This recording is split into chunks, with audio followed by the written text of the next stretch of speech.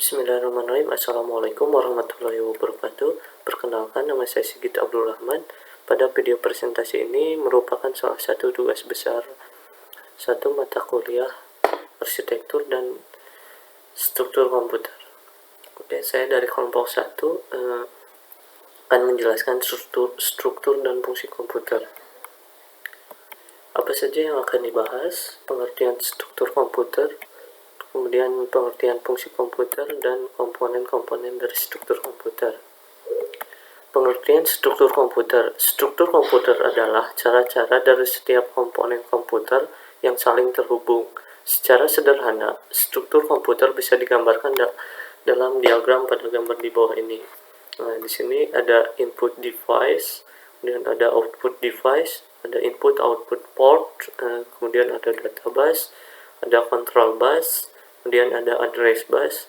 Nah, di sini ada CPU, Central Processing Unit, yang terdiri dari bagian control unit, kemudian ada ALU, Arithmetic Logic Unit, dan ada register. Nah, kemudian ada memori, di sini ada RAM, kemudian ada ROM. Oke. Fungsi komputer. Sedangkan pengertian fungsi komputer adalah masing-masing komponen sebagai bagian daripada struktur. Terdapat susunan struktur komputer yang saling berkaitan. Dari setiap komponen tentunya memiliki fungsi yang berbeda-beda.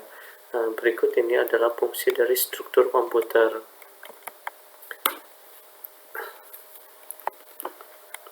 Nah, pertama ada input-output device. Nah, input device atau perangkat masukan adalah hardware yang digunakan untuk memasukkan suatu data atau perintah ke sistem komputer. Nah, perangkat keras ini tidak dapat bekerja sesuai fungsinya tanpa adanya software pendukung. Nah, ini merupakan gambar jenis-jenis input device. Nah, di sini ada monitor, kemudian ada memori, ada hard disk, ada keyboard, ada mouse, ada speaker, dan lain-lain. Kemudian perangkat input terbagi menjadi dua jenis, yaitu perangkat input langsung, perangkat input tidak langsung. Perangkat input langsung adalah perangkat input komputer yang bisa langsung diproses atau digunakan tanpa adanya konfigurasi terlebih dahulu. Nah, dalam hal ini contoh perangkat input langsung adalah seperti mouse dan keyboard. Kemudian ada perangkat input tidak langsung. Perangkat input tidak langsung adalah perangkat input komputer yang tidak bisa langsung digunakan, melainkan harus melalui proses tertentu. Dalam hal ini contoh perangkat input tidak langsung adalah hard disk. Kemudian output device. Output device atau perangkat keluaran adalah hardware yang digunakan untuk menghasilkan keluaran seperti gambar, suara, ataupun dokumen hardcopy. Beberapa contoh output device yang sering digunakan adalah monitor, printer, plotter, ataupun speaker. Contoh sederhananya adalah penggunaan printer. Printer merupakan sebuah perangkat output device yang digunakan untuk mencetak dokumen. Sedangkan dokumen hardcopy yang tersebut merupakan sebuah output yang dihasilkan oleh printer. Nah, ini macam-macam output device, ada handphone, headset, screen, laser, printer, dan ada plotter dan speaker. Next ada input-output port. Input-output port adalah suatu port di mana setiap port input-output di bawah kontrol prosesor. Jadi mudahnya port ini adalah port yang sering digunakan untuk memasang perangkat tambahan seperti flash disk ataupun yang lainnya. Nah, ini adalah contoh gambar input-output port. Dan di sini ada banyak macam-macam. Ada port PS2 port keyboard, PS2 port mouse, ada serial port, ada USB port, ada VGA port, dan lain-lain.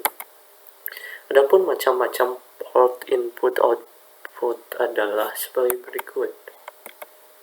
Ada port paralel.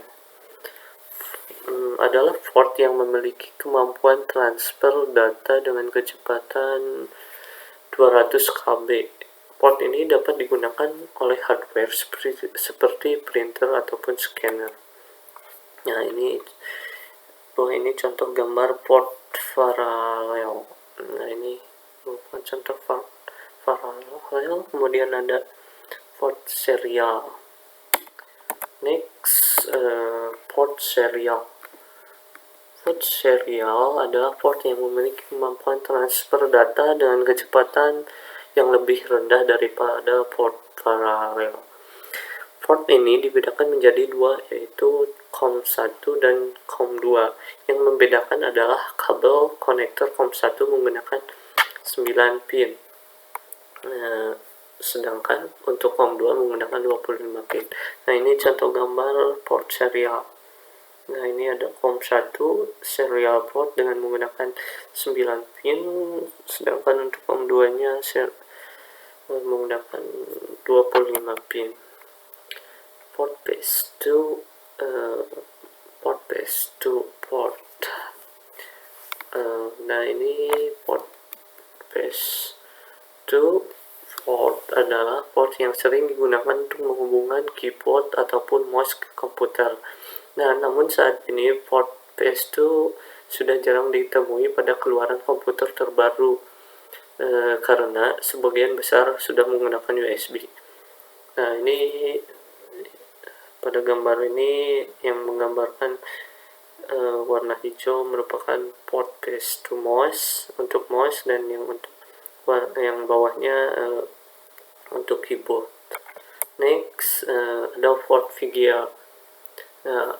Port VGA adalah port yang berhubungan langsung dengan monitor. Port ini biasanya terdapat di dalam casing komputer. Fungsi dari port ini adalah untuk menambahkan kartu grafis pada komputer agar memiliki performa yang lebih. Next, ada port audio. Port audio adalah port yang berhubungan langsung dengan audio device seperti speaker, radio, dan lain sebagainya. Ini ada port yang berwarna-warni, ini merupakan sebuah audio port. Next, ada port LAN. Port LAN adalah port yang digunakan untuk komunikasi antar komputer dan komputer lain. Dengan ini maka setiap komputer bisa saling bertukar informasi. Nah, ini tentunya pada gambar ini yang dilingkari merah ditunjuki oleh tanda panah ini merupakan sebuah port LAN, local area network, untuk kabel LAN. Next, CPU, Central Processing Unit. CPU, Central Processing Unit, ini adalah perangkat keras atau hardware yang berfungsi sebagai pemroses data utama pada suatu komputer. CPU juga bisa diartikan sebagai hardware yang berfungsi menerima dan melaksanakan perintah dan data dari perangkat lunak atau software.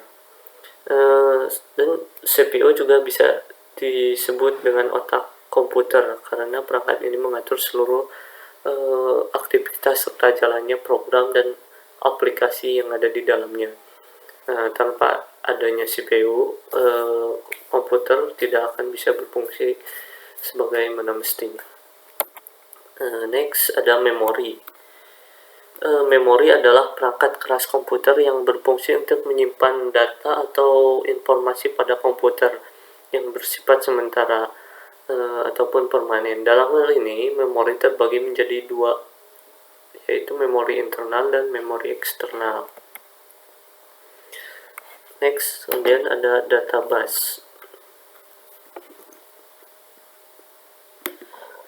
Nah, database adalah jalur perpindahan data antara Database itu adalah jalur perpindahan data antar modul pada sistem komputer. Nah, pada suatu saat tertentu, biasanya masing-masing saluran hanya bisa membawa 1 bit data. Nah, oleh karena itu, jumlah saluran menentukan jumlah bit yang dapat ditransfer pada suatu saat. Kemudian data bus biasanya terdiri dari 8, 16, 32, atau 64 jalur paralel. Next ada address bus. Address bus adalah jalur yang digunakan untuk menandakan lokasi sumber atau tujuan. Address bus adalah jalur yang digunakan untuk menandakan lokasi sumber atau tujuan pada proses transfer data. Pada jalur ini, CPU akan mengirimkan alamat memori yang ditulis dan dibaca.